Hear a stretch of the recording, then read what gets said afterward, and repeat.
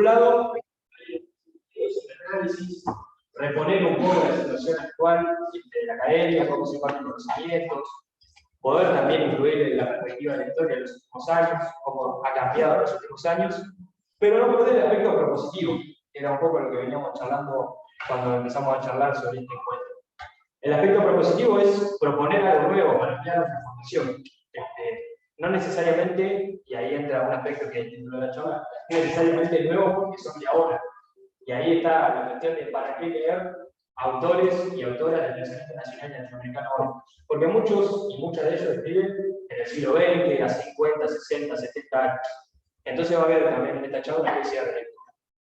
No perder el aspecto de ampliar la formación, de proponer, y también recalcar por ahí dos dimensiones que se van a dar en esta charla, que se van a intentar relevar, que es la cuestión de la relación asimétrica que hay entre el pensamiento europeo y el pensamiento latinoamericano, pero también una relación asimétrica que se menciona menos, me parece, que es entre el pensamiento que viene de la academia y el pensamiento no académico.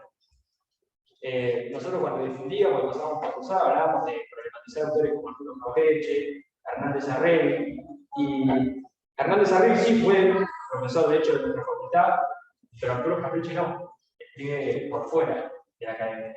Y también es importante eso, empezar a relevar a autores y autoras que han sido parte del pensamiento nacional y latinoamericano, que sirven al día de hoy para analizar su realidad y que no escriben desde la academia. Eso me parece importante resaltarlo. Y bueno, la cuestión temporal que comentaba, que es importante darle una especie de lectura, porque ellos escriben en un contexto particular, en un momento particular, y nosotros hacemos esta charla sabiendo que el día de hoy nos pueden dar respuesta a nuestros compañeros, nos pueden enseñar al día de hoy, nos pueden proponer algo. Entonces, bueno, ese es el título de charla, una pregunta, ¿para qué leer autores y autoras del pensamiento nacional y latinoamericano hoy? Eso es lo que va a impulsar la charla. Bueno, por último, presentarlo obviamente. Miriam es directora del doctorado en Ciencia de la Educación y profesora titular de Historia de la Educación Argentina y Latinoamericana. Una persona muy destacada, realmente un gusto tenerla acá. Gracias nuevamente, Miriam. Martín es profesor adjunto de la Educación Argentina y Latinoamericana, doctor en Educación y actualmente, bueno, es vicedecano de la Facultad de Humanidades y Ciencias de la Educación. Por último, eso, espero que les sirva, que la disfruten, que se lleven algo, que las nutran, y bueno, avanti. Gracias. Muchas gracias. Bueno, muchas gracias por esa linda presentación, muchas gracias a todas, todos por estar aquí acompañándonos. Yo los invito a compartimos, digamos, la charla, pero no esto que vamos a decir ahora. La verdad que para nosotros es un poco volver a las fuentes. Martín y yo nos conocimos en la militancia estudiantil secundaria, que luego continuó en la militancia en la Facultad de Humanidades, en una facultad que cursan, no en este lugar precioso en el que hoy estamos trabajando, sino en un edificio espantoso que teníamos en el centro donde estudiábamos, y así todo espantoso como era, lo visitamos a todos los rincones. Así que, bueno, de alguna manera uno sabe el esfuerzo, el empeño que es reunir a los compañeros, discutir sobre algunas cosas, plantear una agenda que sea interesante, que nos permita y seguir en la realidad, mirar la academia con ojos críticos, y bueno, por eso la verdad que nos complace, me atrevo a decirlo en plural, estar aquí hoy con nosotros más plena. Estamos en una agrupación llamada Arturo Jaureche. Exactamente. Estamos en la junta y estamos aquí. Así es. Bueno, no sé si querés comenzar vos. Bueno, la verdad que yo estuve pensando en un recorte temático para traer con ustedes, que es un posible recorte temático, uno podría pensar en otros, por supuesto, pero sobre todo dándole cuentas a la pregunta que estaba convocada en la charla de por qué volver sobre algunos pensadores que permitan situar el campo nacional popular, y especialmente en este caso hoy referido a la educación, al sistema educativo, a lo que pasa por fuera del sistema educativo formal, etc. Entonces fui pensando en algunos educadores, vamos a decirlo genéricamente, que han tenido relaciones distintas con la academia, algunas más peliagudas que otras, más o menos cuando vayamos recorriéndolo voy a hacer algún señalamiento de cada uno de ellos, pero sobre todo personas que fueron marcando los límites de los sistemas educativos que se habían llegado a plasmar en el momento histórico de cada uno. Aquellos que fueron diciendo, bueno, no, pero así no se está llegando a quienes efectivamente hay que llegar con la educación. el sistema educativo está haciendo ciertas cosas, pero hay lugares que no cubren, saberes de los que no se ocupa, etc. Entonces fuimos pensando en esa selección que nos permitiera ir trayendo esas voces, porque fueron contrahegemónicas en cada uno de esos momentos. Tal vez uno podría empezar hablando de una figura central, no argentino en este caso, pero sí americano, que es Simón Rodríguez. Porque además en esos años, estoy pensando en torno al siglo XVIII y XIX, que le toca transitar a Simón Rodríguez, las identidades eran locales y continentales, ¿no? Se era caraqueño y por lo tanto americano, ¿sí? Chaqueño, correntino y por lo tanto americano. Las identidades nacionales son algo que van a aparecer bastante después y bastante trabajosamente también. Simón Rodríguez es una figura que efectivamente vale mucho la pena traer, porque muchas de sus formulaciones tuvieron sentido en esos años en los que él trabajó, generando escuelas de distinto tipo, pero además porque siguen resonando fuertemente, siguen produciendo sentido cuando nos preguntamos por los problemas de la educación hoy. Por un lado, Rodríguez, que era maestro en Caracas, en lo que era en esos años la Gran Colombia, produce en 1794 un documento muy exhaustivo, hablando de las dificultades que las escuelas tenían en Caracas, se llamó Reflexiones sobre los defectos que vician la escuela de primeras letras en Caracas, y medios de lograr su reforma por un nuevo establecimiento, que lo tuvo que estar escrito, si no lo iba a recordar de otra manera, donde ya, pensemos, en fines del siglo XVIII, va reuniendo una serie de críticas acerca de cómo funcionaban las escuelas allí, escuelas en las que él era maestro, donde se planteaba que, bueno, por un lado la escuela no tenía la estima que merecía, que cualquier cosa, cualquier edificación, digamos, precaria, servía como escuela, y no era eso lo que debía hacerse, no se le daba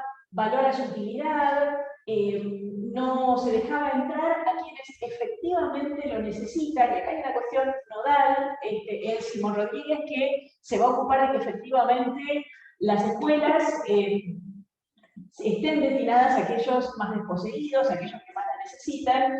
Dice en ese documento, siendo que todos, blancos, pardos y morenos, tienen igual derecho a la instrucción.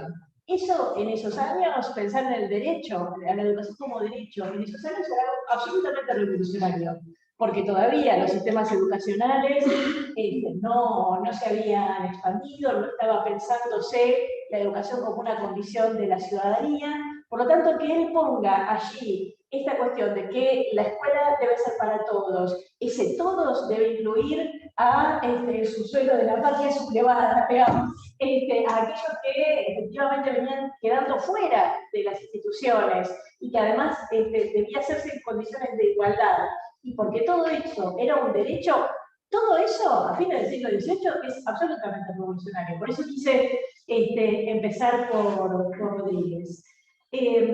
También planteaba que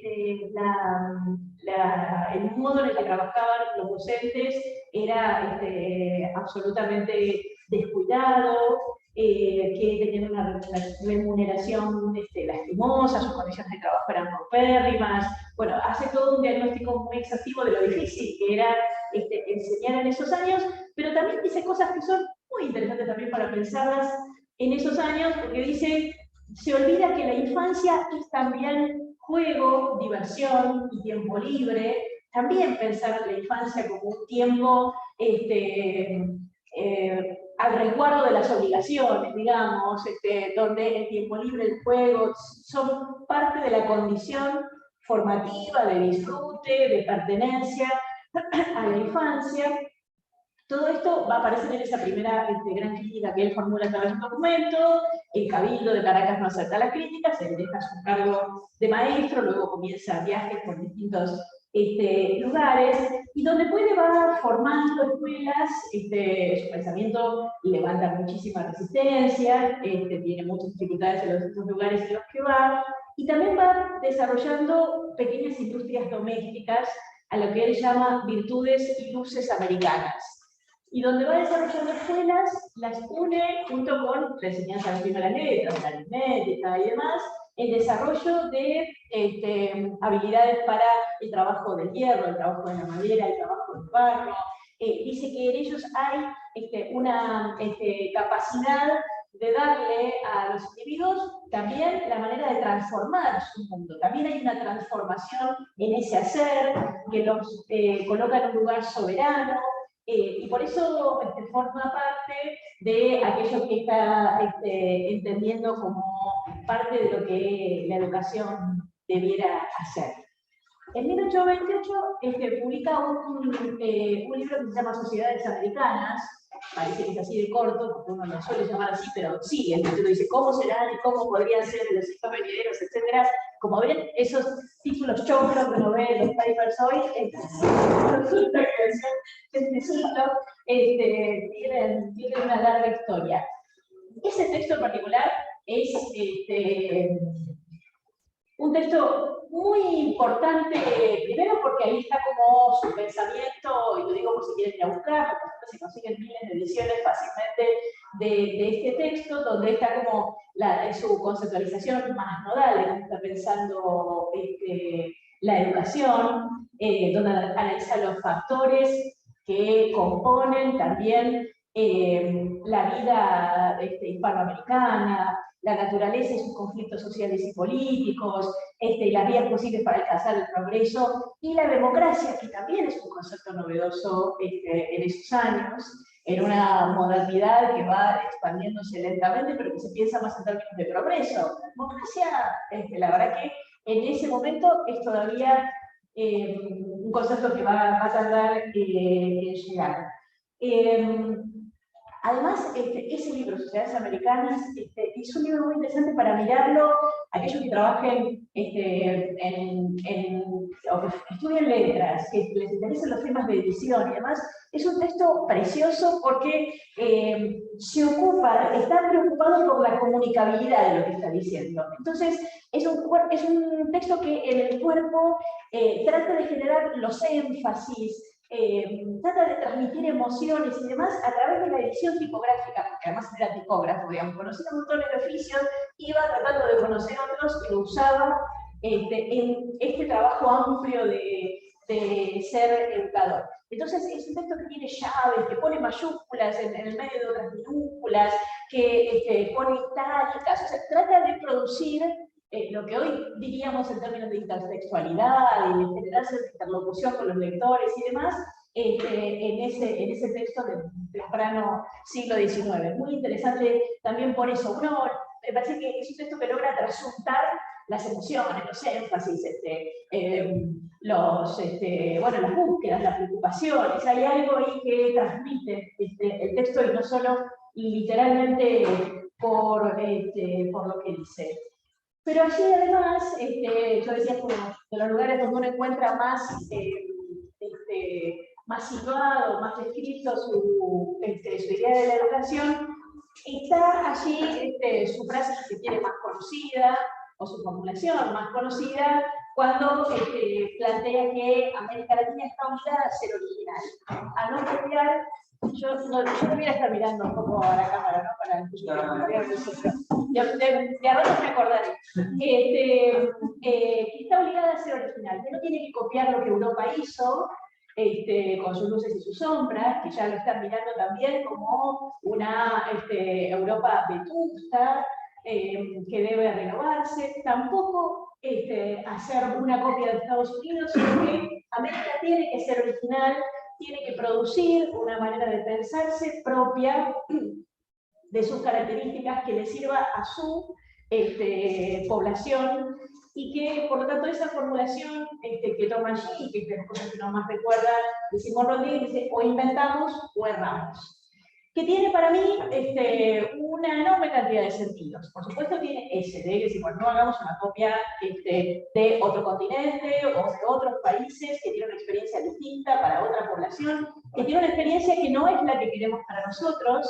Hay allí una crítica implícita, que dice además que se trata de producir en términos soberanos, que seamos los americanos, quienes pensemos cuáles son nuestros problemas, nuestras mejores maneras de resolverlos, nuestra manera de avanzar sobre las injusticias y sobre las dificultades que América tiene. Pero también tiene un sentido pedagógico que a mí me sigue resonando para el sistema educativo hoy, que es un imperativo, si se quiere, más pedagógico, respecto a que el lugar de los educadores es poder producir enseñanza, poder producir aprendizaje, poder producir o acompañar experiencias vitales interesantes en los contextos difíciles. Donde esas circunstancias no se darían solas, no se darían sin la presencia de ese educador que frente a los obstáculos, frente a las dificultades, tiene que inventar, tiene que buscarle la vuelta, tiene que encontrar las maneras, que eso que no se produciría solo, efectivamente con esa capacidad de invención de un educador que se pone a disposición, que se pone a hacer ese ejercicio sofisticado de encontrarle la vuelta para que efectivamente la enseñanza suceda. La verdad que muchas de las discusiones recientes en las que uno se topa con gente que dice, no, bueno, si no se cumplieron tales y cuales cosas antes, si el nivel anterior formó o no formó, si la familia acompaña o no acompaña, es decir, hay pocas cosas que pueden hacerse. Bueno, hay allí un mensaje claro respecto a que ser educador, educadora, ponerse en ese rol, ponerse a disposición, tiene que ver con esa capacidad de inversión para que eso que se plantea como un obstáculo en un determinado momento no obture por completo y no quede como responsabilidad del otro. No, bueno, pero como parece que no vinieron todos los educados que deberían venir, entonces yo no puedo hacer mucho. Dicho así, suena un poco ridículo, pero uno se topa a veces con esas discusiones. Me parece que en ese sentido, esta idea de la invención, en términos de soberanía, en términos de producción propia, de que sea más pertinente para la población que efectivamente América Latina tenía y demás, tienen todos estos sentidos. Y también esta idea de pensarse como aquel educador, educadora que avanza donde los obstáculos se presentan, que trabaja para resolver esos obstáculos y efectivamente abrir un camino de formación para otros y otras. Con todo esto, para Rodríguez, hacer escuela es restituir a los desposeídos lo que les es propio. La tierra, la cultura, la lengua, porque además se va a ocupar que en sus escuelas no se hable solamente la lengua castellana, sino que se hable quichua, en definitiva también las formas de pensamiento y de la vida que sean restituidos. Lucha entonces por transformar las escuelas para que en ellas se incluya, tiene una expresión que es difícil, no la miraría hoy, el concepto de dice los desechados, aquellos que han sido desechados por las sociedades y por las escuelas en las primeras experiencias sean restituidos al lugar de la escuela y para que ellas aprendan a pensar para que puedan no solo transformar su condición en la sociedad, sino transformar la sociedad que genera esa condición. Y por lo tanto, cree profundamente en la igualdad, a diferencia de los conservadores, con los que va a pelearse sistemáticamente en esos años, e incluye en esa igualdad al pueblo iberoamericano, al que todo el tiempo está pensándolo, a diferencia de como otros lo hacían en esos mismos años, no como un otro, no como alguien que es ajeno, sino efectivamente como ese sujeto pleno latinoamericano en el que tiene que pensarse la experiencia formativa. Luego, si pudiéramos avanzar más o menos cronológicamente y venirnos un poco más a lo que sí, posteriormente fue la Argentina, yo me detendría en el pensamiento de una educadora, que seguramente conocen, porque su nombre tiene una figura muy significativa, que es Juana Marzón. Juana Manso, que es una mujer que ocupa un lugar, podríamos decir, ahí tensionado. Por un lado, es alguien muy coincidente en ideas, en acciones, en los trabajos con Domingo Faustino Sarmiento, que uno critica significativamente su posición, ella comparte esa mirada liberal y de no demasiado apego hacia las causas populares. Sin embargo, Juana Manso interrumpe o va a generar una discusión que es muy relevante, que es la cuestión de la educación de la mujer, fundamentalmente, de la coeducación, de que hombres y mujeres se formaran de la misma manera, que aprendieran las mismas cosas, que se esperara de ellos que podían ejercer los mismos roles sociales, y esto dicho en el temprano siglo XIX, es efectivamente un acto muy transformador. Junto con eso hace otras cosas, porque también muy tempranamente impulsa la incorporación de la educación física en la escolaridad, como parte de la rutina cotidiana. También insiste mucho en la escolarización muy temprana, la va a llamar con el nombre inglés que en esa época se conocía, porque el jardín de infantes todavía nosotros no lo conocíamos como tal, pero toman el modelo del kindergarten, lo impulsan mucho, deja allí algunas experiencias iniciales que mucho tiempo después van a poder plasmarse en torno a esa educación de la primera infancia. También Juana es un personaje que nos permite allí mirar a muchos de estos educadores como en ese lugar de tensión, ¿no? Donde podemos encontrar algunos rasgos de los cuales tomamos constancia, de los cuales sus pensamientos no lo compartimos plenamente, pero a la vez ese mismo sujeto complejo, tensionado, contradictorio, bueno, produce una instancia muy revolucionaria, que en el caso de Juana es la incorporación plena de la mujer. Posición que le va a generar muchísimas dificultades, que le cierra puertas en muchos lugares.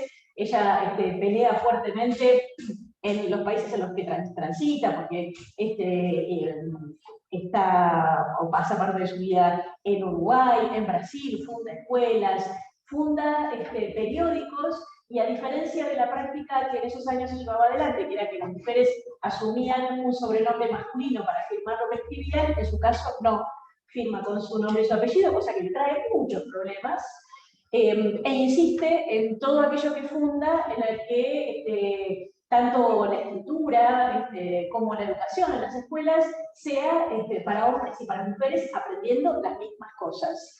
Y critica fuertemente el lugar decorativo, dice ella, asignado socialmente a la mujer, la mujer como el adorno de la vida social, y por eso se pelea mucho con la Iglesia Católica.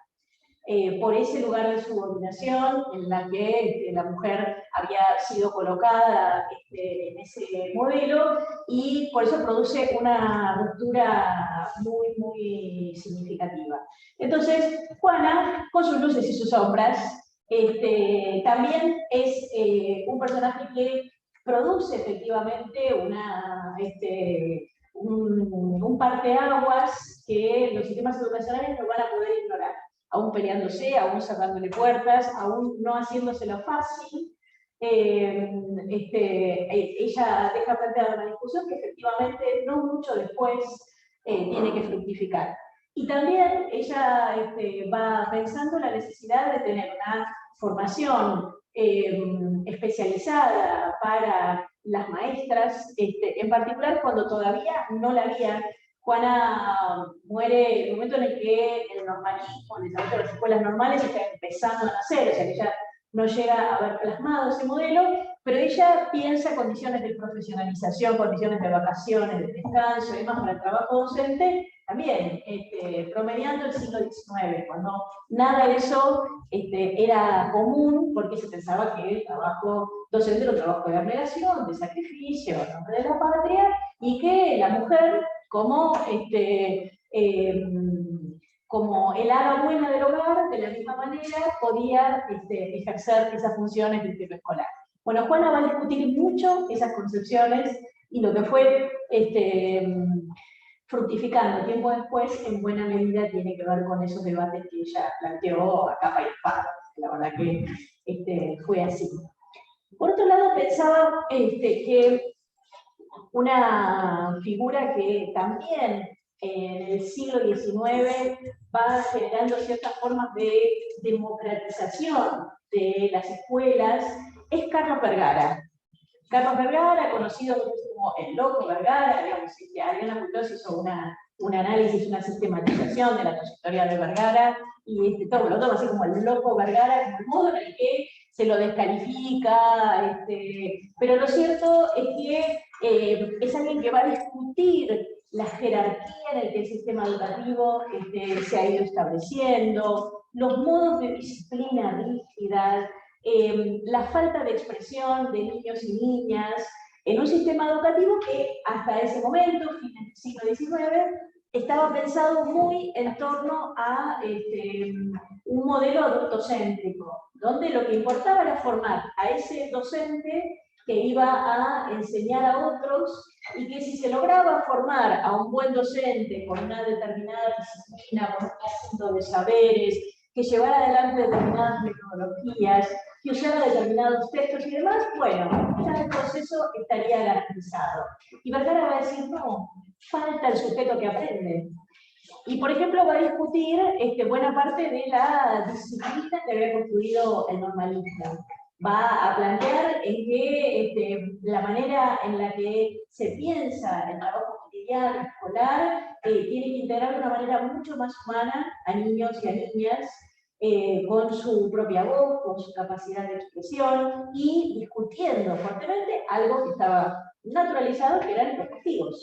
El castigo, aunque no fuera el castigo físico, aunque no fuera el castigo corporal, pero la sanción verbal y demás, Carlos Vergara lo va a discutir fuertemente. En buena parte de nuestras ciudades hay alguna escuela que se llama Carlos Vergara, es la excepción, y bien a veces detenerse a pensar, bueno, ¿por qué nuestras instituciones se llaman de la manera en que se llaman? ¿Qué idearios nos traen? ¿Qué modelo cultural nos traen?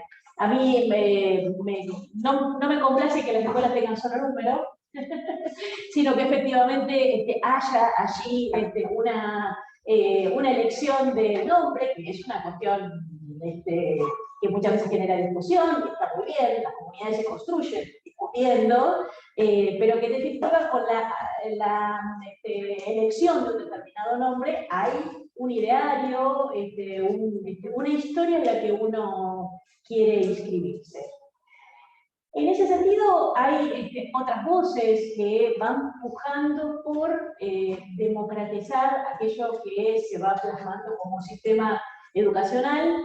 Podríamos situarnos entre fines del siglo XIX y comienzos del siglo XX. En particular, quisiera pensar en una mujer que estudió en la Escuela Normal I de La Plata, que en los años en los que ella estudió no estaba allí en el edificio de Plaza Moreno que está ahora, sino que estaba en el edificio de lo que hoy es el Museo Víctor Mercante, ¿sí? Fue en los años 30, en pleno gobierno autoritario de Fresco, que a la Escuela Normal número 1 se la puso al lado de la catedral para que la vigilara, ¿sí? Porque el normalismo era una corriente laicista, etc. Pero antes ocupaba otro espacio físico y allí estudió Raquel Camaña. Raquel Camaña es una mujer que la verdad que vivió pocos años, pero tuvo una serie de participaciones muy significativas desde adentro del normalismo, que buscó revisar ciertos elementos de ese sistema educativo que ya se había vuelto jerárquico, rígido, etc. Y ella plantea algunos debates cruciales que se vinculan con la preocupación con la higiene. Pensemos que en el comienzo del siglo XX es un momento de epidemias, es un momento de la necesidad de administrar las poblaciones, las muchedumbres urbanas, un país en el que ya en las grandes ciudades hay aglomeraciones de distintos orígenes y demás. Entonces ella desarrolla fuertes comportamientos o ciertas intervenciones sobre comportamientos sociales y culturales, y también se preocupa por el lugar de la mujer en esa formulación, y va a hablar de la necesidad de que el sistema educativo incorpore una pedagogía social, y ese es un texto de ella, es un texto no el único, pero el que más se conoce, y allí dentro de la pedagogía social, en el sentido de que los sistemas educativos tienen que estar más en diálogo con lo que le pasa a la gente, con su vida cotidiana, con sus problemas, que sus problemas son eso que yo estaba mencionando, ¿no? Lo que implica la modernización, el desarrollo de ciudades, el llegar a un país que no ha sido el de nacimiento, todo eso que le va pasando a la vida cotidiana de la gente, dice yo, tiene que estar más en diálogo con la escuela. Y en particular introduce concepto, una noción, una búsqueda que es absolutamente revolucionaria para esos años, que es la educación sexual. En 1914, que, debo decir, no es la educación sexual como hoy la pensamos, tiene que ver con la plenitud humana, con el ejercicio integral de nuestra expresión, las elecciones sobre nuestro propio cuerpo, no es esa, sino que estaba mucho más imbuido de un pensamiento positivista, más de la profilaxis, más de el autocuidado, el autogobierno de los cuerpos, ¿sí? Pero de cualquier manera empieza a tender un recorrido que va a ir fructificando, y respecto de la posición con la academia, a ella, que era una maestra normalista, que había participado de varios de los congresos internacionales que en esos años se producen, el primer congreso femenino que se produce en los primeros años del siglo XX, también había participado de las comisiones y congresos pro sufragio femenino, también en los primeros años del siglo XX, 1907, si no recuerdo mal. Está participando de esas esferas de discusión. Entonces, en virtud de sus méritos, de sus estudios, de que ha transitado el mundo, de que forma parte de esos debates, nos pide ingresar a la carrera de educación de la Facultad de Filosofía y Letras de la UBA. Y se le niega, por ser mujer. A partir de ese hecho, en particular ella hace todo un documento que lo hace público, una queja pública, etcétera, respecto a cómo la universidad, que es un lugar de avanzada, que debiera estar mucho más permeado a los cambios, a las transformaciones, a los méritos, etcétera, sin embargo, debido a su condición de mujer, no se le permite el acceso a la cátedra que ella está planteando. También, si pensamos en las primeras décadas del siglo XX, hay movimientos que van teniendo como punto de mira o como propósito incidir sobre ese carácter adultocéntrico, el carácter jerárquico que los sistemas educativos estaban teniendo, el hecho de que estuvieran destinados a cierta población, pero no a toda, o sea, quienes van marcando aquellos lugares a los que la escuela no llega, aquella población que no se está alcanzando o que la formación que se les da es una formación que no les permite ser sujetos plenos, ¿sí? En esa genealogía uno podría inscribir también la presencia de Julio Bancos, santafesino, inspector de escuela primaria y anarquista. Porque ambas identidades en nuestro sistema educativo han sido posibles. Creo que también es una manera de pensar de manera compleja, no solo acerca de determinados educadores, determinados intelectuales, sino también lo que el sistema educativo posibilitó.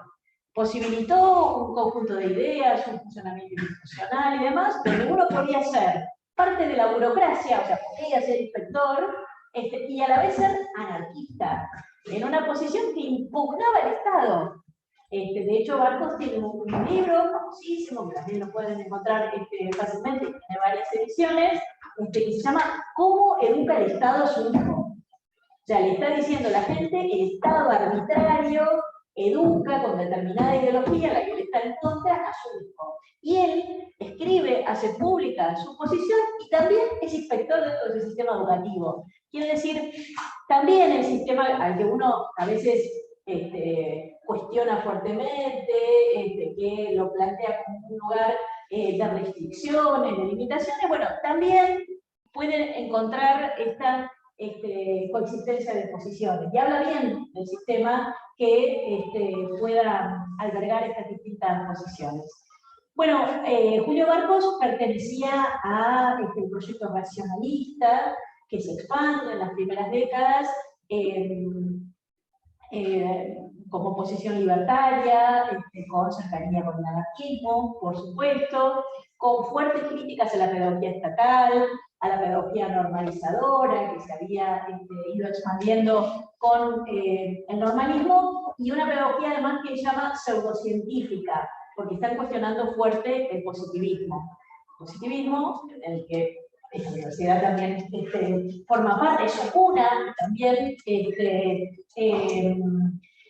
como aquella concepción vinculada a que solo es conocimiento aquello que se puede experimentar, que se puede medir, que se puede ver, ese conocimiento que se produce en el modelo de las ciencias naturales. Esto es lo que Barco, entre otros, va a calificar como pseudociencia. Entonces discute fuertemente esas concepciones. Funda en los primeros años del siglo XX, de 1907 a 1908, una escuela laica de Lanús.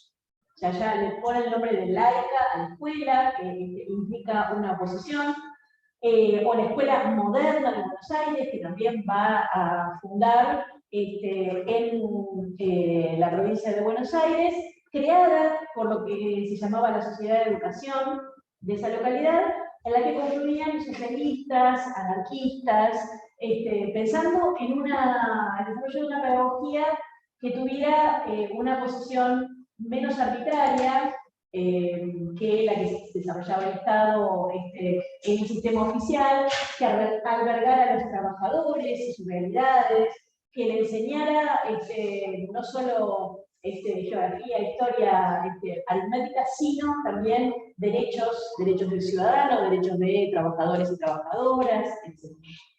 Y fundan también una revista, haciendo todo. Entre 1913 y 1914, una revista que se llamaba La Escuela Popular, ¿no? Como para no tener dudas sobre sus intenciones, impulsada por la Liga Racionalista, o sea, ese movimiento anarquista, y allí exponen, muestran sistemáticamente un rasgo de la pedagogía anarquista, que es su valoración tanto de la ciencia como de la estética. Y eso también es un pensamiento distinto al que era hegemónico en esos años. Tanto la ciencia, que, bueno, en manos del positivismo y aún de otros que están empezando a hacer de otra manera, tiene una presencia muy marcada, pero también ellos van a plantear que la estética, como la ciencia de la sensibilidad y demás, tiene un rol formativo muy marcado. Y nosotros lo encontramos también más cerca de nuestro tiempo, pero en esos años es una innovación significativa. Se basaba en una convicción acerca de que el conocimiento de la naturaleza necesariamente acrecentaba las posibilidades de la autonomía de la sociedad y de las niñas y niños, y ello era posible por el desarrollo pleno de la razón. El raciocinio era para ellos una condición especial. Entonces, esta idea de la formación de la estética, ligada a una educación racionalista, es una conjunción interesante, que se apoya en los principios de la época, pero también está incorporando otras maneras de mirar el mundo. Y por lo tanto, partían de una mirada que buscaba educar valorando el futuro y criticando fuertemente las materias que en ese momento se enseñaban en términos de la historia, que tenía mucho de formación patriótica en esos años, en torno a la voz oficial del Estado. cuestionan en ellas que partían de un relato hegemónico que no resultaba de interés de la perspectiva anarquista. Barcos planteaba en uno de los artículos publicados en la Educación Popular lo siguiente: durante el día este salón se convierte en sala de estudio, taller de planchado y labores o clase de dibujo. Esta es la sala de geografía, es la de historia, y aquella la de ciencias naturales, la del más allá, un laboratorio de construcción de física y química. Un sistema de educación completa.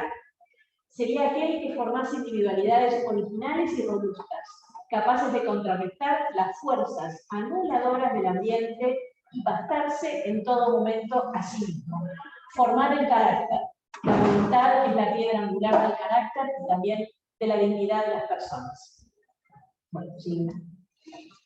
Por otro lado, me parece que también, pensando en cómo los límites de las primeras formulaciones del sistema educacional van siendo tensionados, van siendo cuestionados, me parece que uno no puede obviar, claro está, el movimiento de la reforma universitaria. Pero también, más allá de hablar de la reforma en general, Córdoba y su expansión en el continente, que no voy a hacer, en realidad quisiera circunscribirme concretamente en algo que tiene que ver con la expresión concreta que la reforma toma en La Plata, que tiene características distintas de las que se expresan primigeniamente en Córdoba, porque La Plata, la Universidad de La Plata tenía ya un modelo muy distinto de las universidades más clásicas, la de Córdoba, por supuesto, que había surgido como universidad medieval, de la de Buenos Aires, que era una universidad napoleónica, porque el modelo de la Universidad de La Plata ya contenía la extensión universitaria, el acceso a los cargos por concurso. Había algunos elementos que estaban en la proclama de la reforma, y sin embargo en La Plata resonaban distinto, porque el modelo ya contenía algunos de los rasgos que estaban siendo demandados en otro lado. Ahora bien, en La Plata hay algo que la reforma pone activamente en funcionamiento, que es el carácter elitista que tenían los colegios de formación secundaria. Sobre esto me queda un martillo, colando. Los colegios que ya existían, que en el 18 tenían ciertos años de vida y demás, tenían una manera, un modelo de formación para las élites, que reclutaba a cierta población, que formaba para ciertos saberes, para ciertos mundos y demás, y eso es algo que la reforma universitaria acá va a cuestionar fuertemente. Y de hecho va a generar una conmoción en los colegios, y como parte de esa conmoción va a trabajar, en particular en el Colegio Nacional en esos años, Saúl Taborda. Taborda, cordobés, que estudiaba Derecho, sin embargo, al momento de querer estudiar una carrera tan tradicional que podía encontrar a su mano, muy a la mano en Córdoba, opta por venirse a un lugar, a La Plata, donde esa formación estaba en renovación, no busca la universidad tradicional, que era la que tenía más a mano, la de Córdoba, sino que viene aquí. Y va a dirigir el colegio por un corto tiempo, por un muy corto tiempo, porque entre las formulaciones de Taborda, bueno, quiere activa fuertemente la participación estudiantil, en 1921 estamos hablando, ¿sí? Muy fuertemente la participación estudiantil, y plantea que la demanda del cogobierno universitario, que era una bandera que plasma la reforma universitaria, tiene que extenderse a los colegios. También eso, en 1921 se viene a romper sustantivamente lo que se pensaba para los colegios nacionales, como una manera de acceder a los estudios universitarios, donde efectivamente asistía una población muy acotada. Con Carlos Tevez, con un texto clásico de hace mucho tiempo, hablaba del 1% de la población. Entonces, Taborda va a venir a interrumpir eso fuertemente. Y lo hace en una política es contrario al positivismo, plantea el desarrollo de una formación mucho más vinculada al espíritu nacional, al espíritu comunal de las comunidades. De hecho, él va a plantear una pedagogía del comunitarismo, pero es una mirada espiritual laica, ¿sí? O sea, está planteando también allí discusiones o diferencias con otros que van a tener posiciones también muy espiritualistas, pero vinculadas a la Iglesia Católica. Entonces él va a plantear un cuestionamiento a los modelos universitarios que en ese momento se asentaban sobre el positivismo, sobre el modelo experimental, en las que solo se estudiaba para fines prácticos. Todo eso para él es motivo de cuestionamiento. También identifica lo que va a cuestionar como doctrinas darwinistas, vinculadas a ciertas formas de la enseñanza que generaban la sobrevivencia del más apto, entonces se va a cuestionar el trabajo de los educadores. Plantea muchas críticas que se vuelven administradores de la educación solamente y dejan de ser educadores en términos de ser orientadores, de poner a disposición capital cultural, de abrir territorios y terrenos para las nuevas generaciones, etc. Podríamos decir entonces que bueno, él avanza fuertemente en esa concepción, con referencias a una idea de la nación, pero más radicada en el federalismo, en una idea de la nación que no es el nacionalismo, que se plantea en términos de espiritualidad, basado en nociones filosóficas y laicistas, en un fomento fuerte de la participación estudiantil, que desafiaron y renovaron su discurso pedagógico, articulándolo profundamente con lo político y con el reformismo social. Bueno, después hay toda una anécdota de cómo lo sacan del Colegio Nacional a la fuerza, donde se había trincherado con un conjunto importante de estudiantes, pero finalmente no resistió. Bueno, y solo para destacar un par de cosas más, antes de dejarle más la palabra a Martín. También cuando uno mira las primeras décadas del siglo XX, encuentra manifestaciones de educadores que están evidenciando aquello que la escuela hace en términos de contribuir no a la transformación social o no llegar efectivamente al conjunto de la población, sino que se encierra en una oferta educacional para ciertos sectores, para ciertos problemas, para ciertas instituciones. En ese sentido hay una experiencia muy interesante, poco estudiada, que se va a producir en Rosario en torno al año 20,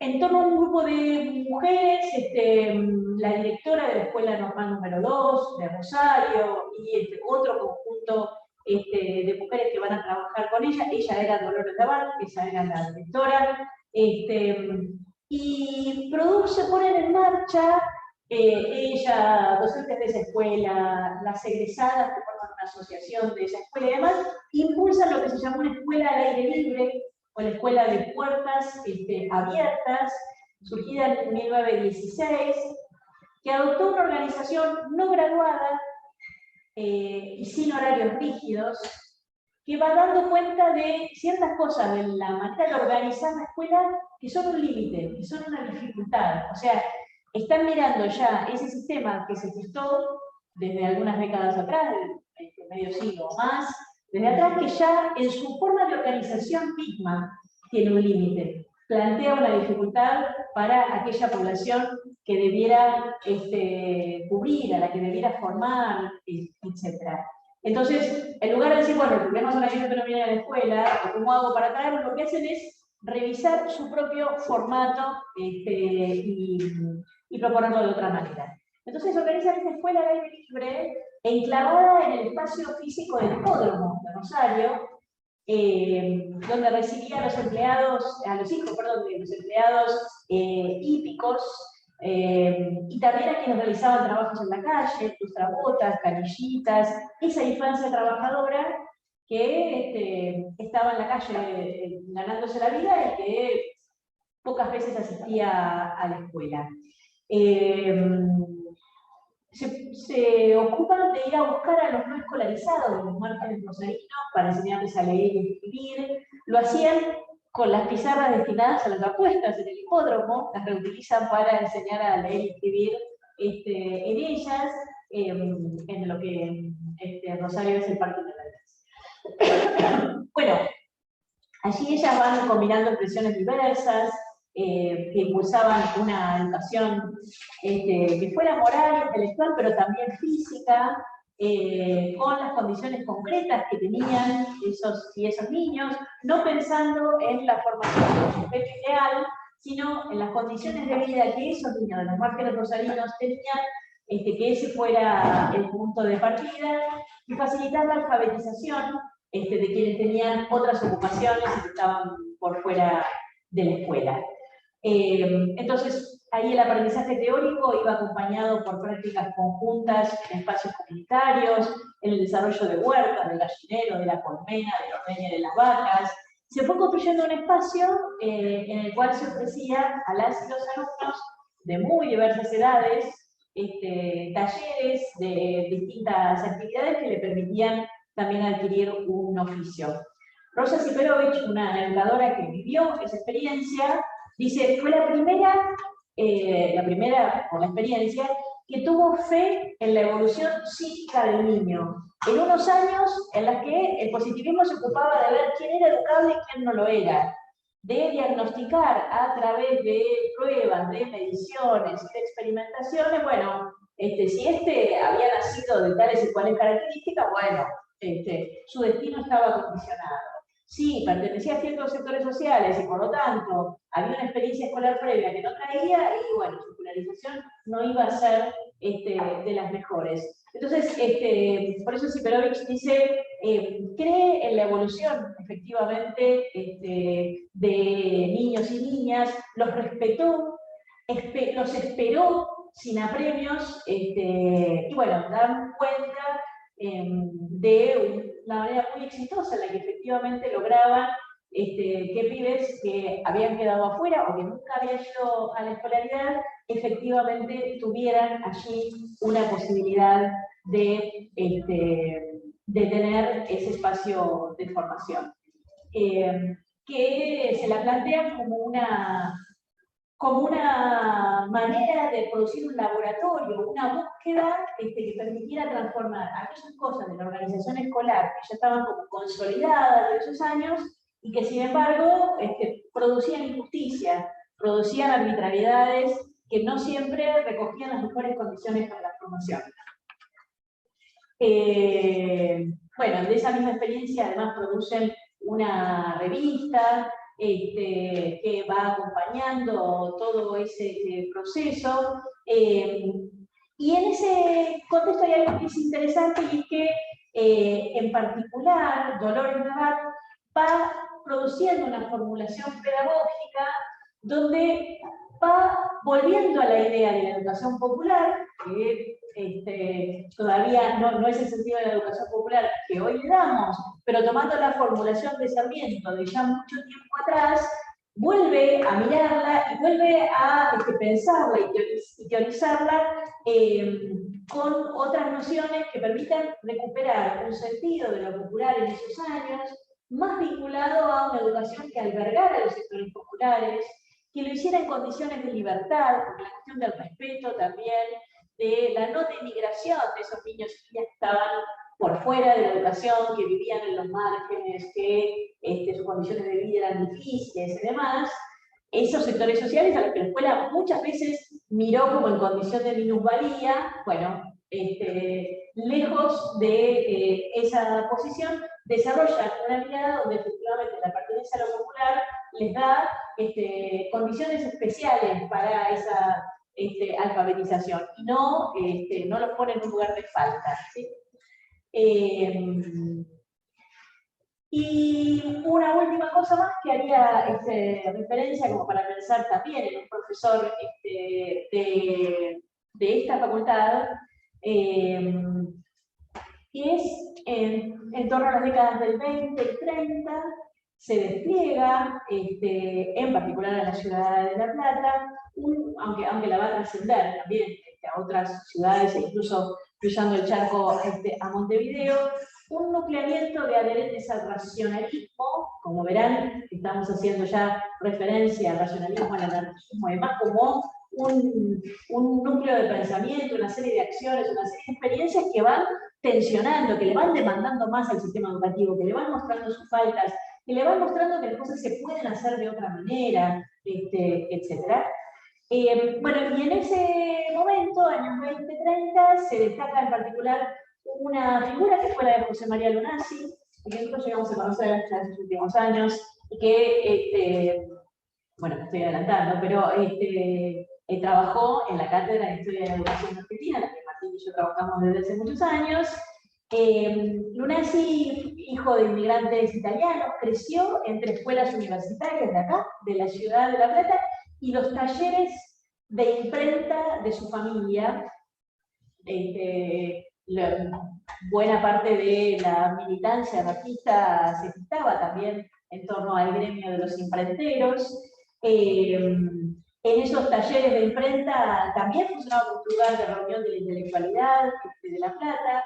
Los talleres gráficos Olivier y Domínguez resultaron de gran apoyo en los años posteriores para proyectos editoriales y de propaganda, en las que Lunasi se embarcó de la mano del movimiento anarquista, y en los años de los debates universitarios también por la reforma.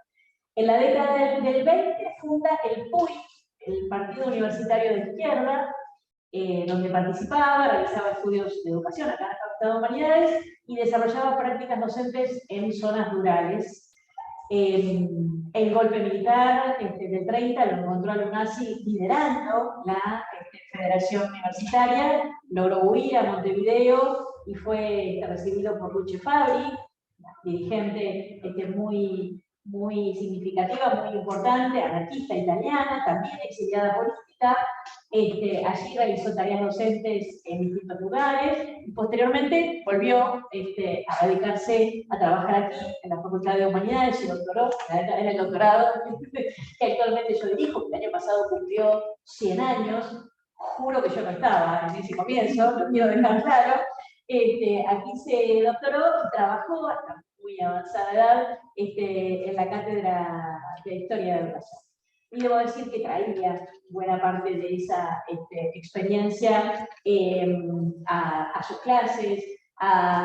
Yo me acuerdo de haber visto las comisiones de estudiantes de ciencias que, bueno, que nos impulsaba fuertemente a que, a que activáramos y tomáramos en nuestras manos los problemas de las y los estudiantes.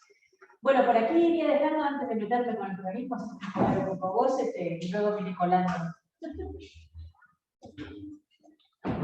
Bueno, gracias.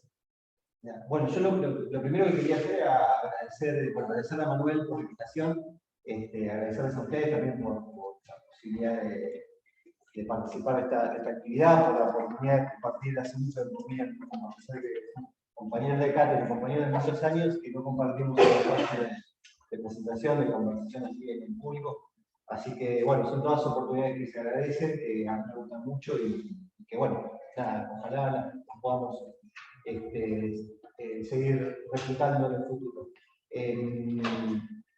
Yo me traje unos apuntes, algo voy a leer, sobre todo para llevar un hilo ordenado de pensamiento, porque son más bien reflexiones y en algunos casos breves citas de algunos textos que, bueno, que tienen que ver un poco con esto que decía Miriam, que por ahí como reencontrarse con lecturas que por supuesto tienen un costado de aproximación académica, pero también tienen que ver con nuestra historia militante o con estas cuestiones, ¿no? Entonces, para no perderle el hilo un poco al recorrido,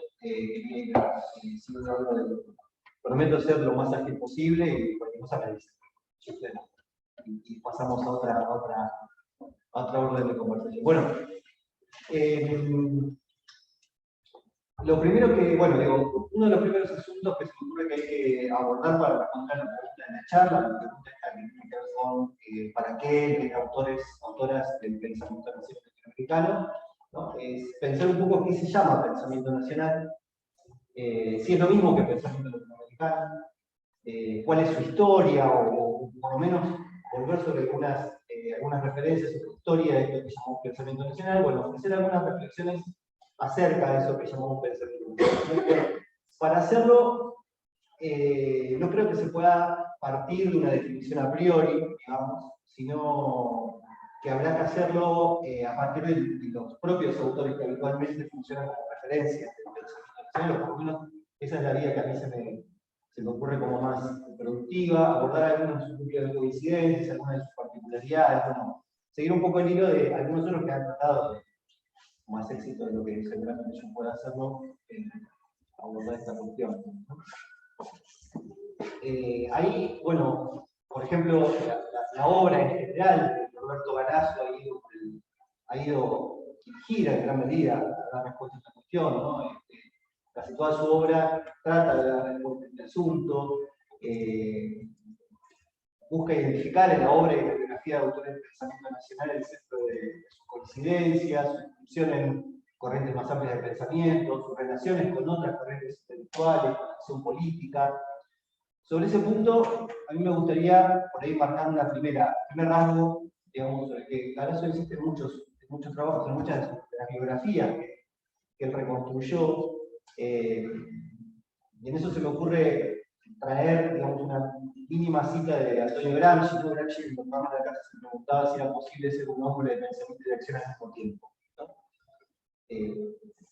Y ese es un rasgo que, en general, Galasso destaca en muchas de las biografías que reproduce, que si bien en ocasiones se orientan a reseñar la obra de académicos que han abordado, ¿no?, los sectores que quedan en el pensamiento nacional, los destaca en general, además, como personas comprometidas con la acción política, ¿no?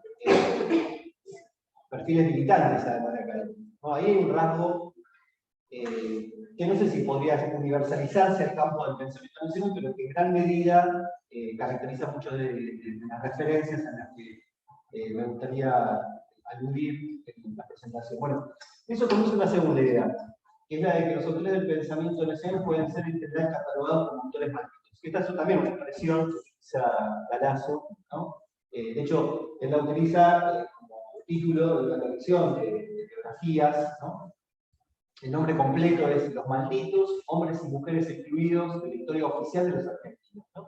Una colección de 4 tomos donde recorre, ¿no?, al modo que hizo recién Miriam, digamos, ¿no?, una serie de referencias de autores, autoras, no solo autores y autoras, ¿no?, también, bueno, protagonistas de distintos periodos de la historia, ¿no? La emplea para referirse a autores no solo marginados, sino ignorados. Creo yo ahí habría que establecer una pequeña distinción por la prensa, por la academia, por las instituciones, ¿no? A pesar de que en ocasiones, como el caso de, bueno, aquí voy a tratar de referirme con más detalle, que es el caso de Juan José Hernández Arrey, se desempeñaron en ámbitos institucionales, en la prensa, en el ámbito académico, ¿no es cierto?, desempeñaron cargos públicos, ¿no?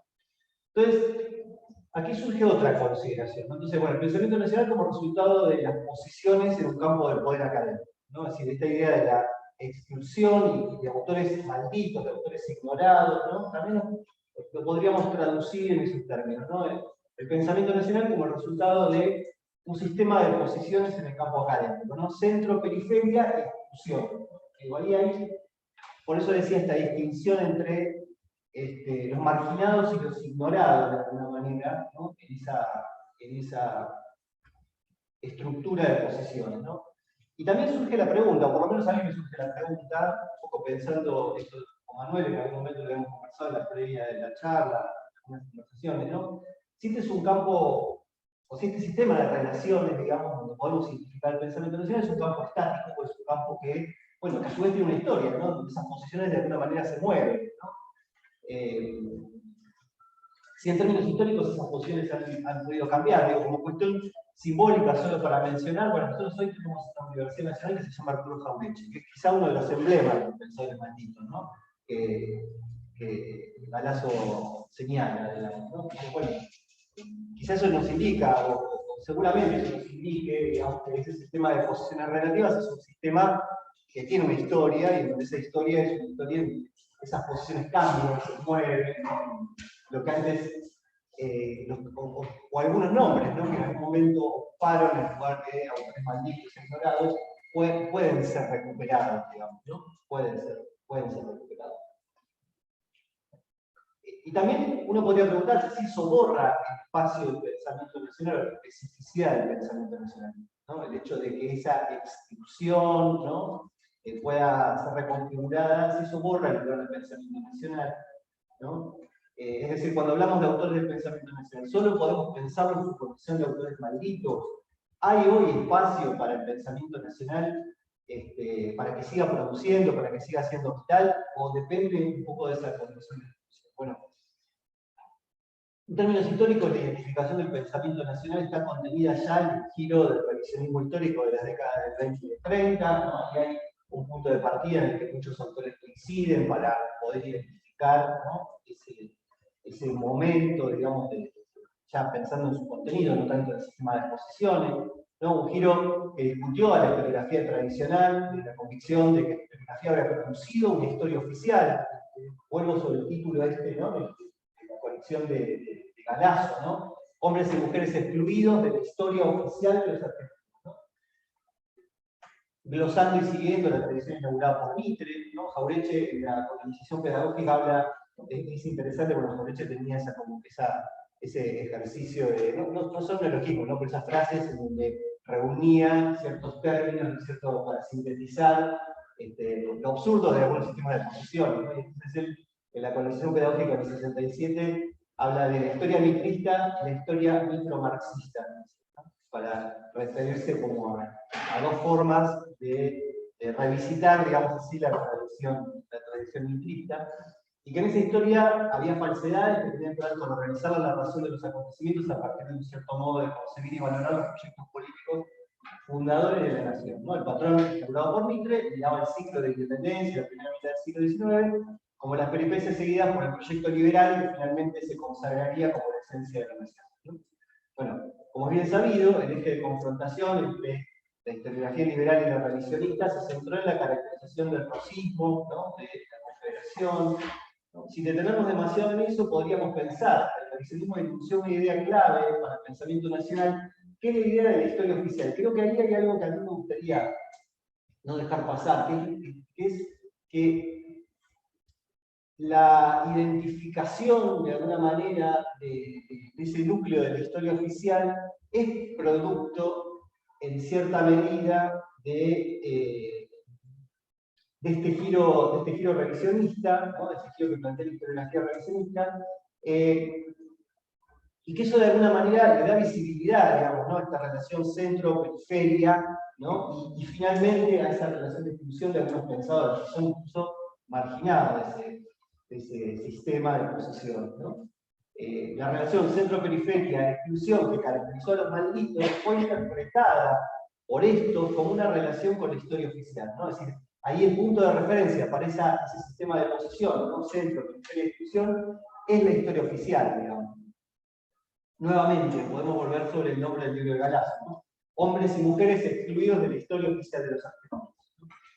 En esta idea se puede ver también la construcción de una identidad retrospectiva, ¿no? Una especie de interpelación acá que nos estamos citando en esta conversación, digamos. En realidad, Miriam podría explicar mucho mejor que yo si acierto un poco a querer decir con esto algo con cierto sentido, digamos, ¿no? Pero ahí hay una construcción retrospectiva de la identidad, ¿no? Es decir, Galasso no se detiene en el momento revisionista, sino que en esos hombres y mujeres excluidos de la historia oficial de los argentinos, ¿no es cierto?, recorre la historia, ¿no es cierto?, la historia oficial misma, digamos, ¿no? Para identificar estos que no han sido nombrados, que han sido nombrados como de otro, ¿no?, de ese proyecto liberal consagrado por la historiografía bilingüe. Y entonces no se trataría solo de una relación centro-periferia y exclusión al interior de las instituciones y de la vida académica, es decir, no se trata de quiénes son centro, periferia y excluidos dentro de las universidades, de las comunicaciones, de la vida académica, sino de la historia, ¿no? Es decir, centro, periferia y exclusión de la historia oficial. Una historia oficial producida en gran medida por las agencias de la academia, pero, digamos, que se proyecta más allá, ¿no? Y bueno, digo, en ese sentido es importante no perder de vista que esas relaciones han sido un territorio de lucha política. A veces la idea de los malditos nos puede hacer pensar en una cierta relación estática de exclusión, ¿no? Cierta posición de resistencia frente al pensamiento oficial y a la historia oficial que implicaría a un núcleo de pensadores fuera de esos espacios, ¿no? Y bueno, si esto ha sido así durante gran parte del siglo XX, como un territorio de lucha política, también es cierto que existieron iniciativas, proyectos, luchas, que fueron un poco más allá del momento de la resistencia, ¿no es cierto?, a ese sistema de discusión. Un ejemplo lo podemos encontrar, digo, para mencionar solo uno, digamos, de las célebres cátedras nacionales de comienzos de la década de 1970 en la Universidad de Buenos Aires, en las que se produjeron y también se formaron algunos de los intelectuales más destacados del campo nacional del final del siglo XX, ¿no? Para nombrar solo dos que después queda ahí como el título de, bueno, también de pensar el pensamiento nacional en términos de discriminaciones, ¿no? Y discriminaciones que van agregando elementos, ¿no? a esa saga intelectual, Gracia González, Alcira Primero, ¿no? Que se formaron al calor de esas experiencias, que después, digo, es difícil decir que ocuparon solo un lugar de excluidos, ¿no es cierto?, un sistema de posesiones al final del siglo XX, como el siglo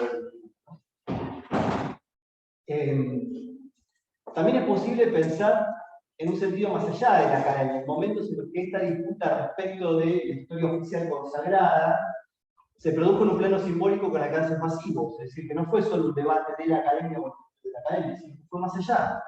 Bueno, para poner solo un ejemplo también, más contemporáneo todavía, ¿no? Algunas de las experiencias de producción del Canal Encuentro, por ejemplo, el samba y la recuperación de ciertos personajes de la historia, el reencuentro con esos personajes malditos desde otro lugar, digamos, ¿no? Nos plantea también que los escenarios de esa disputa no son solo los escenarios, principalmente los escenarios de la academia o del ámbito académico, sino el espacio público y el espacio social más amplio, ¿no? Digo, bueno, entonces para recapitular brevemente, en primer lugar, el pensamiento nacional definido desde las relaciones centro, periferia y inclusión al interior de la academia. En segundo lugar, es posible pensar el pensamiento nacional como una identidad que ha sido recuperada retrospectivamente, ¿no? Es decir, donde, bueno, autores que quizás no se autodesignaban como miembros de ese espacio del pensamiento nacional, son reconocidos como los antecedentes de una forma de pensamiento. Y finalmente, ese sistema de posiciones como un territorio de lucha política. Bueno, hasta aquí hemos dicho cosas sobre el pensamiento nacional desde afuera, o desde la cuestión del sistema de posiciones, no desde el contenido, no desde el contenido, de qué hablamos cuando hablamos de pensamiento, ¿no?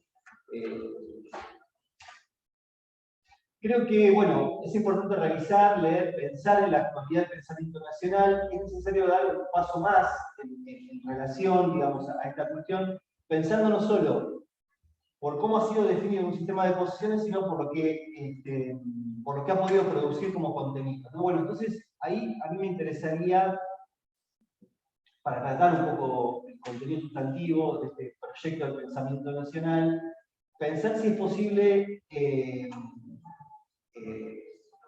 bueno, identificar un proyecto, justamente como proyecto del pensamiento nacional, pensar ahí, a mí me interesaba pensar en la obra y la figura de Hernández Arregui como un analizador de esta idea, en realidad, ¿no? Es decir, pensar un poco si en su obra es posible ver algo así como un proyecto del pensamiento nacional, ¿no?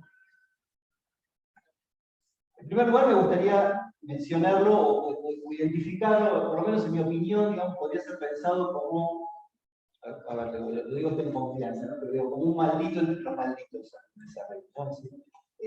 Hemos conocido agrupaciones que se llaman Arturo Jaureche, Mascaramentos, es mucho menos frecuente que se recupere incluso en nuestro campo la figura de Hernández Arregui, ¿no?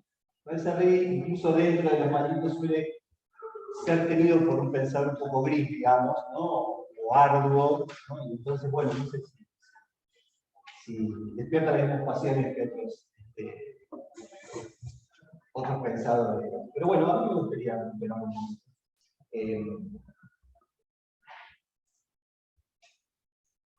Bueno, retomando la idea de Galasso, esta idea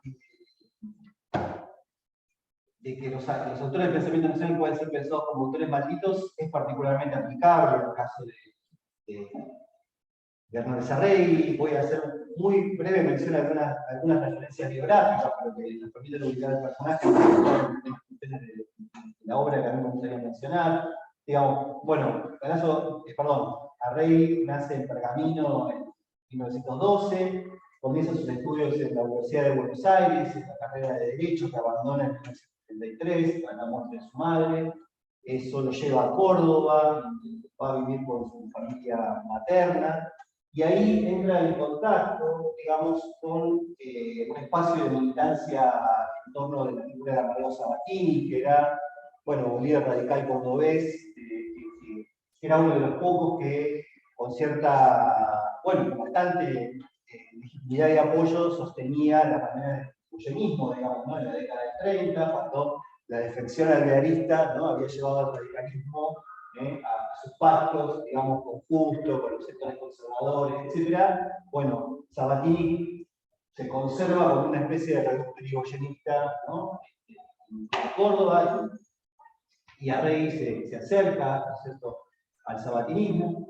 En el 38 vuelve a la universidad, a la carrera de filosofía, en ese caso en Córdoba, y ahí toma contacto con Rodolfo Mondolfo, un exiliado italiano, filósofo, que introduce a Hernández Arregui en el marxismo, ¿no? Y en una interpretación de la obra de Marx que tiene que ver con el Marx joven, con el Marx que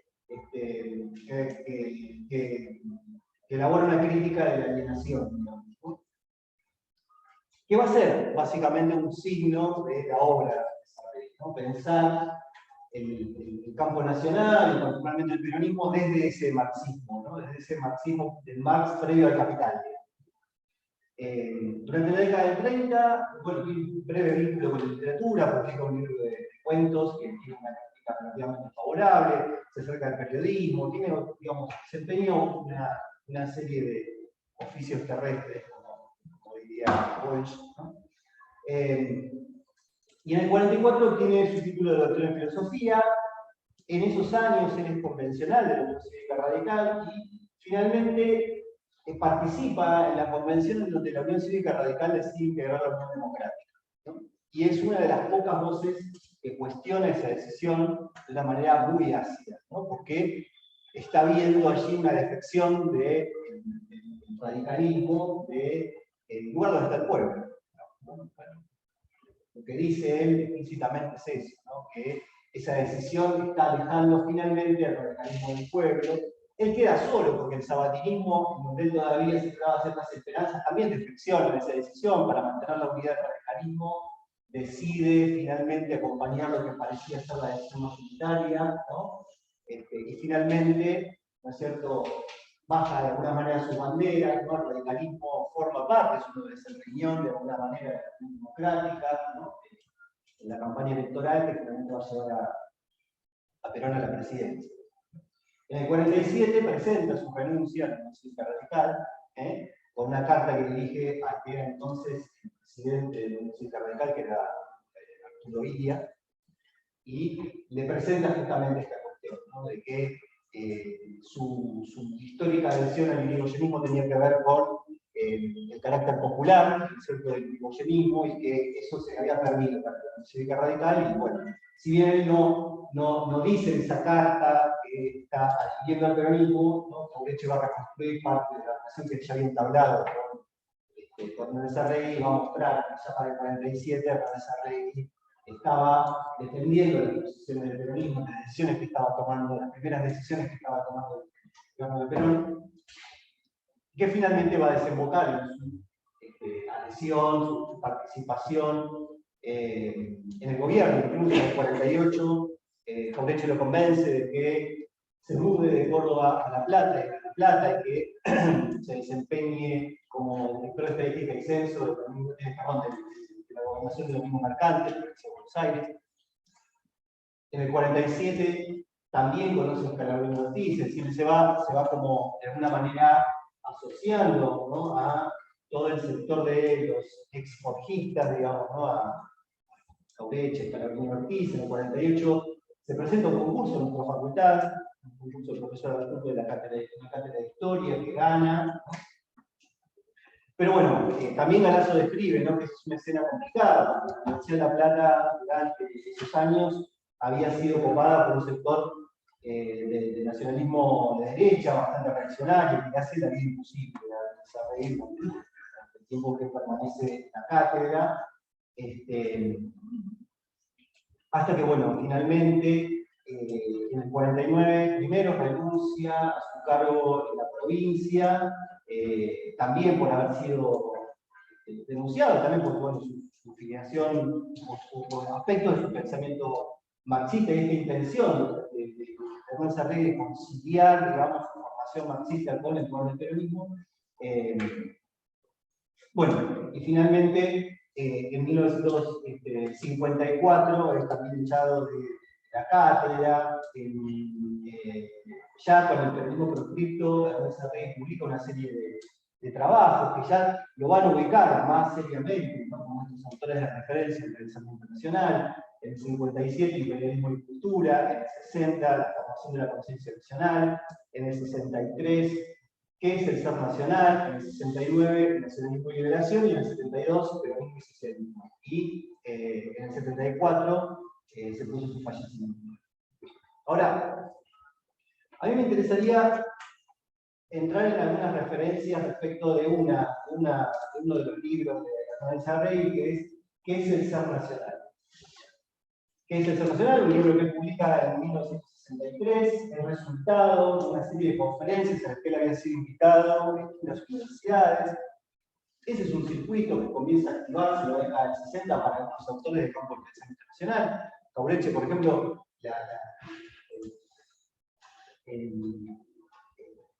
la colonización pedagógica también, ¿no?, es producto de una conferencia que da en la Universidad del Nordeste, ¿no? Es decir, hay ahí todo un circuito donde son autores que, digamos, encuentran ese lugar en la academia, ¿no es cierto?, de ser una voz crítica que no encuentra un lugar oficial en la academia, porque no ocupan la cátedra, ellos no son docentes a cargo de espacios de formación, de investigación, etc., pero funcionan como referencia para un movimiento que va cobrando progresivamente vitalidad, frente además, ¿no?, a la fuerte deslegitimación, ¿no es cierto?, del sistema político. De hecho, en estas conferencias que Hernán Sarregui da en el 63, lo que él busca de alguna manera es interpelar no solo, ¿no es cierto?, a la militancia peronista, digamos, sino más bien a todo un conjunto, ¿no es cierto?, de actores de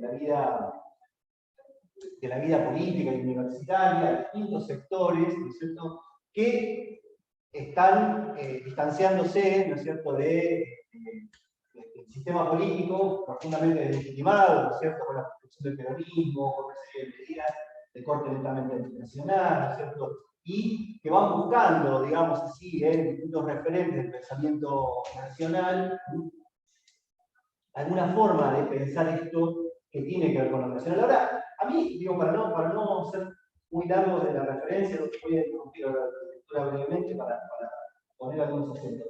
A mí una cosa que me parece muy interesante de este trabajo, y en general de la obra de Sarregui, es que busca dar cuenta de dos o tres cuestiones para poder definir el pensamiento nacional o el ser nacional. Él, en realidad, a pesar de que le pone ese título al libro, es muy rápidamente crítico en la obra esa idea del ser nacional, porque plantea, bueno, en primer lugar, esta apelación al ser nacional tiene un costado esencialista, ¿no?, un poco metafísico, que lo vuelve, bueno, lo vuelve una posible referencia para cualquier cosa, digamos, ¿no? Es decir, bueno, es una especie de etiqueta que usa el dice hasta Mariano Rondón. Mariano Rondón todavía no había sido lo que fue luego, era por ahí, digamos, una especie de conservador en el ámbito académico, pongámosle así, después fue un intelectual orgánico de la dictadura de Onganía, todas las dictaduras que se le cruzaron, digamos, ¿no? Pero lo pone de referencia para mostrar hasta dónde, hasta quiénes podían llegar a citar esta idea de ser nacional. Él busca una referencia justamente que trate de desesencializar esa figura del ser nacional, ¿no? Incluso combate la idea, por eso me parecía bien interesante lo que vos traías, Miriam, combate esta idea de pensar lo nacional como una especie de irracionalismo, ¿no? Como una especie de sentimiento, ¿no? Dice, bueno, sí, ese componente está, pero es un componente construido culturalmente, ¿no? En realidad lo que define lo nacional, dice él, voy a leer, es una cita muy cortita, dice: el ser nacional no es un ente metafísico, sino la lucha anticolonialista de las masas. Y dice, hay un núcleo material de lo nacional, que tiene que ver con la lucha de los sectores populares, la lucha de las masas, ¿no? Y es una lucha anticolonialista, ¿no? Le está pensando a mediados de los 60, en ese escenario. Digo, en esa brevísima expresión a mí me parece que se condensa un detalle muy interesante para explicar el pensamiento de Ernesto Arregui, y de allí quizá pensar alguna cuestión más general sobre la definición del pensamiento nacional, ¿no? Que es esta cuestión de pensar quizá en esta especie de fundamento material, digamos, del pensamiento nacional, ¿no? Y pensar ese fundamento material en los intereses, pero sobre todo en las luchas, dice, ¿no? Ahí usa la expresión, las luchas de las masas, las luchas de los sectores populares, ¿sí? Sí. También eso nos da para pensar en que hay formas de lo nacional que no son populares, ¿no? De hecho, justamente, Hernández Arregui, en ese libro, también en Cultura, por ejemplo, cuando analiza, ¿no?, una serie de posiciones en la vida política y la producción académica en la Argentina, va a identificar un nacionalismo oligárquico, ¿no? De hecho, va a situar a una parte del primer revisionismo histórico, ¿no?, de muchos historiadores del campo de revisionismo histórico, como expresiones de ese nacionalismo oligárquico, ¿no? Es decir, un nacionalismo, ¿no es cierto?, elitista, que reivindica un cierto pasado consagrado, ¿no es cierto?, que finalmente desemboca por una vía distinta por lugar, ¿no? Y que quienes entran en el poder, bueno, son la expresión de esa especie de esencia de esa cosa, ¿no? Entonces, bueno, se propone de alguna manera dar vuelta a esa idea, ¿no? Y plantear que lo que hay detrás de lo nacional son las luchas del pueblo, digamos, ¿no? Y las plantear por las luchas anticoloniales. Y ahí me gustaría desprender otra cuestión, que tiene que ver con una de las preguntitas que traté de enunciar al principio, la dejo un poco planteada, no sé si les parece, para no extenderme mucho, pero que tiene que ver con esta idea de la relación entre lo nacional y lo latinoamericano. Cómo abrir un poco la pregunta respecto a si lo que pensamos, lo que identificamos habitualmente como el campo del pensamiento nacional, es lo mismo, es una fracción del pensamiento latinoamericano. Una parte muy importante de este libro, de que es el ser nacional de Hernández Arregui, se pone, digamos, trata de reflexionar sobre esa cuestión, ¿no? Él distingue algunas expresiones. Él habla de Hispanoamérica o Iberoamérica cuando se refiere a la historia del continente. Habla de Latinoamérica cuando se refiere más bien al presente, digamos, a ese presente de los 60. ¿No? Después podemos hacer alguna referencia, pero el Vaticano, un trabajo que a mí me gustó mucho, se llama La Evolución de Nuestra América, dice que en realidad el momento en donde Latinoamérica comienza efectivamente a funcionar como un significante de referencia para el ámbito académico, para las organizaciones políticas, es justamente la mitad del siglo XX, ¿no? Entonces, eso lo podemos ver en la obra de Nazaré, pero él dice, digamos, ¿qué es lo que nos permite pensar en ese espacio americano, hispanoamericano, latinoamericano? Bueno, es justamente la unidad de posiciones que surge de esas luchas de los sectores populares. Ese carácter anticolonial de la lucha de los sectores populares es lo que permite restituir de alguna manera esa unidad del latinoamericano. Eso, digamos, para hacerlo de una manera muy vital, muy sencilla, quizá le gustaría más a Jorge que a mí Sarri, no voy a decir, pero digamos, es una unidad que no se construye por arriba, sino que se construye por abajo, ¿no? La unidad de los latinoamericanos es una unidad que para el pensamiento nacional se construye por abajo, se construye desde las luchas de los sectores populares y no por las interpelaciones intelectuales o por la acción de la serie. Eso también es un elemento que es interesante, en mi opinión, de lo que plantea Hernández Arregui. Para cerrar, tengo un montón de apuntes para desarrollar, pero no lo voy a desarrollar para no aburrirlo, para poder abrir el espacio de la conversación. Pero para cerrar, a mí me gustaría volver sobre algo que estaba en la pregunta, como hacemos con Manuel, del comienzo de la charla, ¿no? Y que tiene que ver con cómo pensar hoy, o digamos, cómo, de alguna manera, para qué pensar hoy en esta discusión. Por supuesto, en mi opinión, digamos, y ahora sí, un terreno de opinión, más que de reflexión académica sobre los textos, en mi opinión, esos sistemas de posiciones de los que hablábamos hoy al principio son sistemas móviles, son sistemas que están sometidos a la lucha política y disputas académicas también, pero la lucha política, y son sistemas que han cambiado. Digo, hoy el escenario es otro para pensar cuál es el lugar del pensamiento nacional. Muchos de los autores del campo del pensamiento nacional quizás ya no entrarían dentro de la categoría de Gandazzo de autores malditos. Recién hablábamos de Horacio González, a alguien, digamos, solo para mencionar a uno, ¿no? Estos textos son textos digamos, en donde es importante entrar con ciertas preguntas a la lectura, porque son textos que nos pueden generar, a ver, ¿cómo decirlo? A veces quizá un cierto desencanto, ¿no? Por ejemplo, Hernández Arregui, desarrollando un poco esta idea de lo hispanoamericano, en mi opinión, a mi juicio, le da demasiado énfasis al hispanismo o a la recuperación de la herencia hispana, ¿no es cierto?, en esa idea de la unidad continental, ¿no? Es algo que si uno lo sitúa en el contexto de la década del 60, ¿no? Bueno, de una exaltación francamente cipaya, digamos, ¿no es cierto?, de formas de interpretación de la realidad americana, tenía un sentido en ese contexto. Hoy tendría uno muy diferente, ¿no? Leerlo hoy es muy diferente a como hubiera sido leerlo en los 60, con Sarrey, ¿no?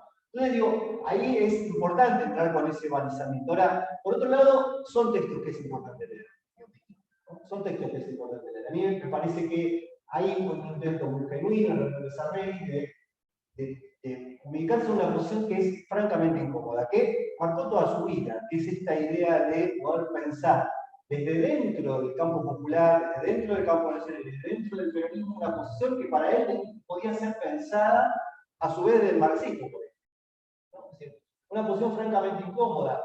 Otros que estuvieron de alguna manera cerca de esas posiciones, optaron por hacerlo desde fuera del peronismo, ¿no? Él tiene allí una polémica, ¿no?, en su momento con Abelardo Ramos, que construye, ¿no es cierto?, que crea un partido de la izquierda nacional que en términos ideológicos tiene muchos puntos de contacto con la posición de Sarrey.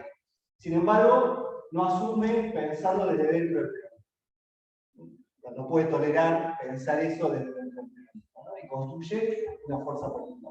Bueno, con esto algunas claves muy abiertas de referencia. No sé si responde a la pregunta de la charla, pero bueno, le da una vuelta a las preguntas para que sigamos conversando, ¿no? Bueno, con eso cierro esta parte de la presentación y estamos en posición para la conversación.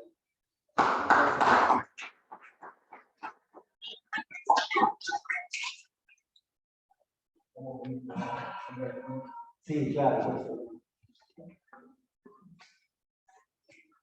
Me acordaba de la frase de Gabriel Chicarán en la Unión Nacional, el padre que llora sobre el hijo que llora sobre la misma del padre, y el padre que está contento, no es literalmente sí, está contento en la por venir. Y esa es la idea bien diferente de que un conservadurismo nacionalista que hay que regresar, hay que restaurar lo viejo, y este otro nacionalismo que programa lo nuevo, que planifica futuro. Es bastante explicado. Bueno, a mí, tomando esto que decís, Manuel, la lectura de este libro particular, que yo le pedí las oportunidades, que hacía mucho que la leía, tuve una sensación muy contraria. Por un lado, tiene, para decirlo también, mucha confianza, tiene algunas cosas que son francamente arcaicas, como decir, bueno, esto es difícil de sostener. Pero por otro lado, en otros casos me asombró, digamos, algunos planteos que han sido rescatados por la vida de otros autores. Paulo Freire, por ejemplo, ¿no? Con el cual de la relación entre la cultura popular, el cual de los intelectuales, bueno, la verdad que, digamos, yo insisto en esta figura de un maldito entre los malditos, porque creo que Hernández Sarri tiene un poco eso, ¿no? Es un autor y una referencia poco visitada, digamos así, de distintos lugares, ¿no? Del camino académico, de la comunidad, de distintos lugares, ¿no? Pero es interesante porque plantea ese escenario y plantea un escenario que está pensando también un punto de inflexión, ¿no? Donde se está construyendo esa idea de o se está revisitando de alguna manera, volviendo a mirar esa idea de la unidad latinoamericana después de un ciclo de nacionalismos que no eran un nacionalismo que fuera compatible con pensar americano.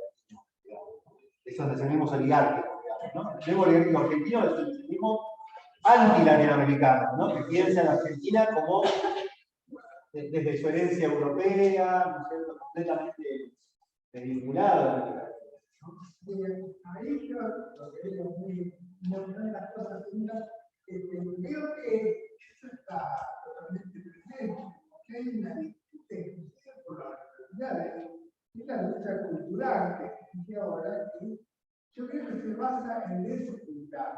Y con respecto a los nacionalismos, claro, el nacionalismo oligárquico es un nacionalismo europeo, porque de pronto aquí tuvo nuestra Argentina del principio del siglo que era nadie decía que Perón decía que ganar, una evaluación, pero siempre trataron de a nuestra intelectualidad, a nuestro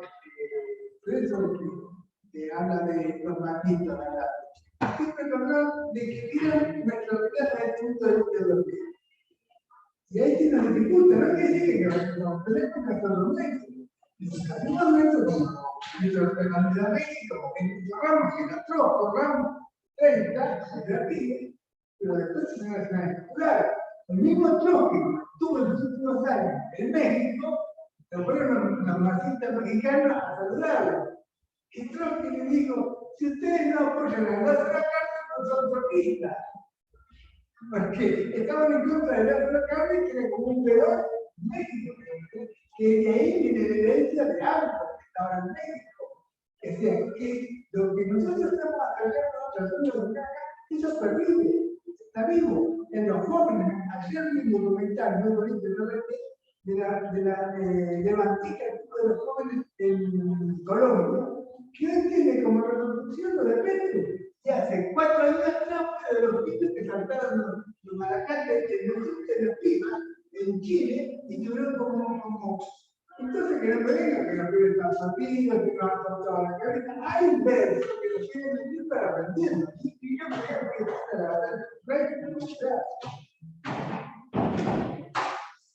No quería decir tanto.